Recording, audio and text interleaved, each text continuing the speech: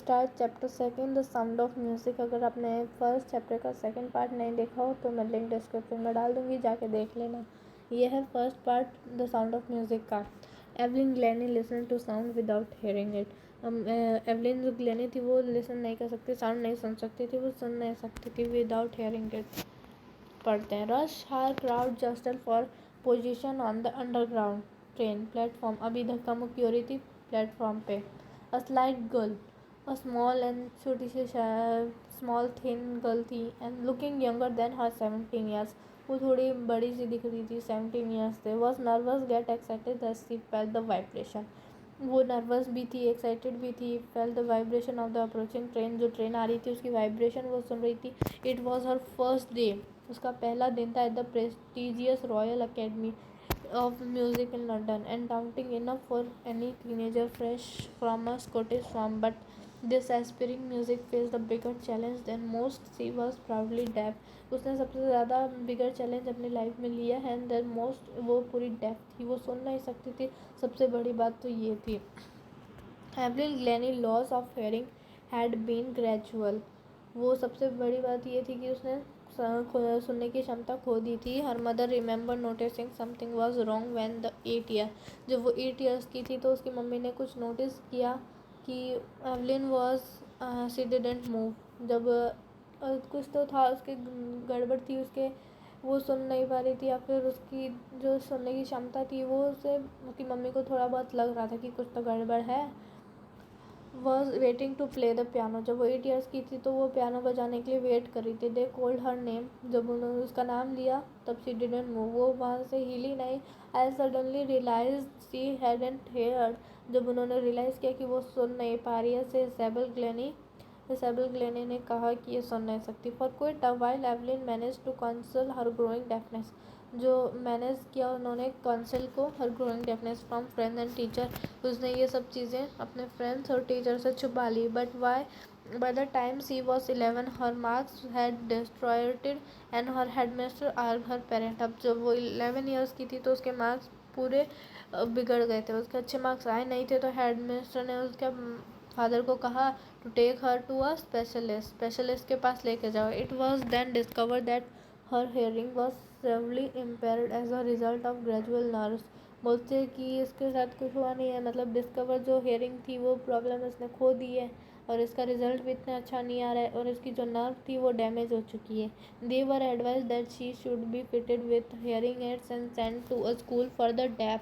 बोलते कि इसे ऐसे स्कूल में भेज दो जो जहाँ पे वो लोग सुनते नहीं हैं, मतलब जिसको हेयरिंग की प्रॉब्लम होती है उस वाले स्कूल में भेज दो।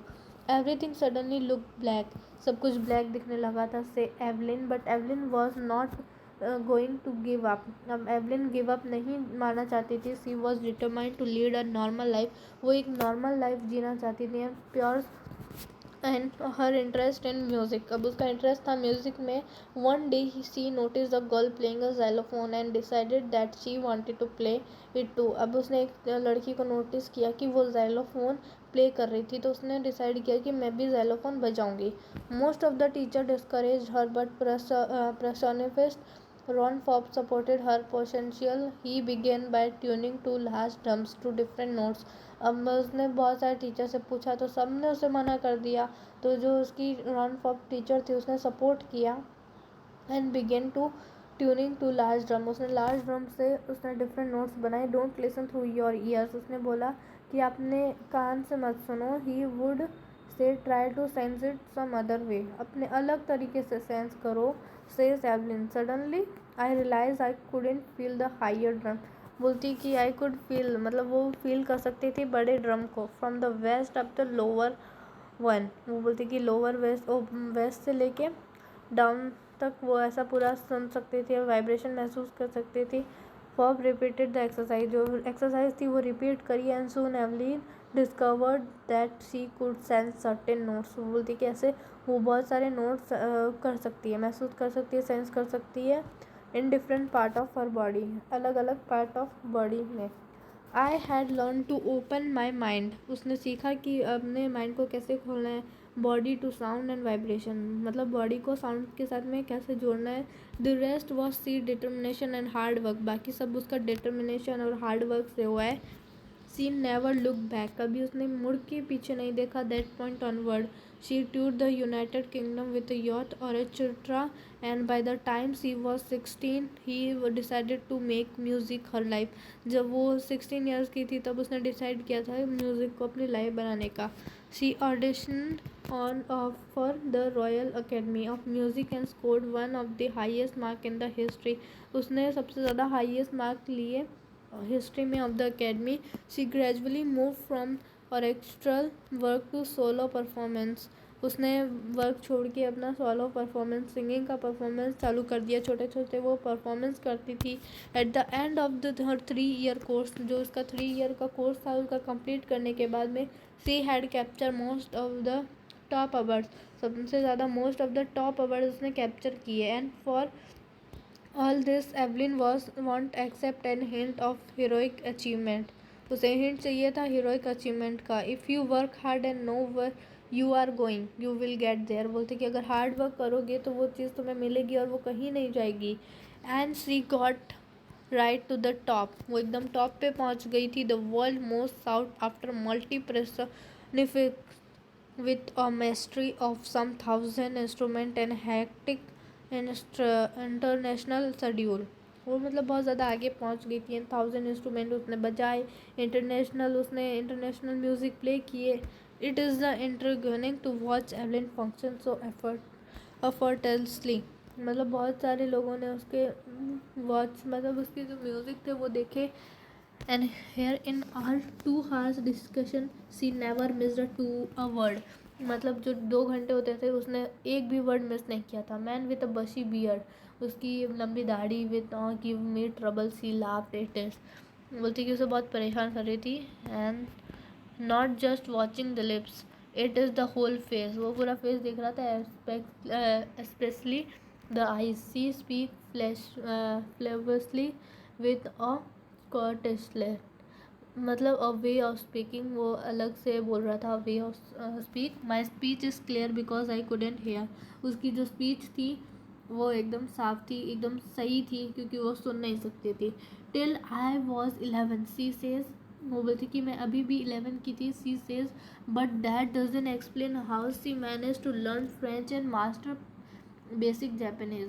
बोलते कि ये बात ज़रूरी नहीं है. उसने लर्न किया, फ्रेंच सीखी एंड बेसिक चीज़ थी वो जापानीज़ थी. As for music she explain it pours in through every part of my body. वो जो भी ड्रम या फिर जो भी इंस्ट्रूमेंट बजाती थी वो अपने हार्ट से अपनी बॉडी से बजाती थी. It टिंगल्स in the skin. मतलब जो उंगलियों से जब वो बजाती थी तब वो उसकी बॉडी में स्किन से my cheekbone and even in my hair. बोलती कि हर एक साउंड वो मेरे बालों से जाता है, चिक बोन से जाता है. When she play the xylophone she can sense the sound passing the stick into her finger trip. जो जाइलोफोन बजाती थी तो वो जो फिंगर होती है उसमें से उसको साउंड को वो फील करती थी. By leaning against the drum she can feel the resonance flowing into her body. वो सब कर रही थी sense. On a wooden platform she remove her shoes. Wooden platform पे उसने अपने शूज़ उतार दिए थे so that the vibration pass through her bare feet and up her leg. वो अपने उसके लेग से फीट से वो लेग तक आए वो वाइब्रेशन, तो उसने शूज़ उतार दिया.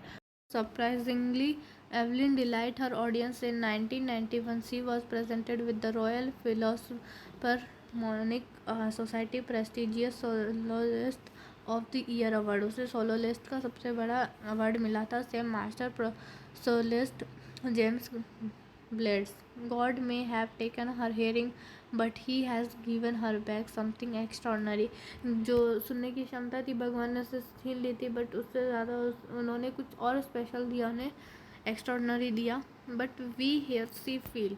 बोलते हम सुन सकते हैं वो फील कर सकती है. Far more deeply than any of us.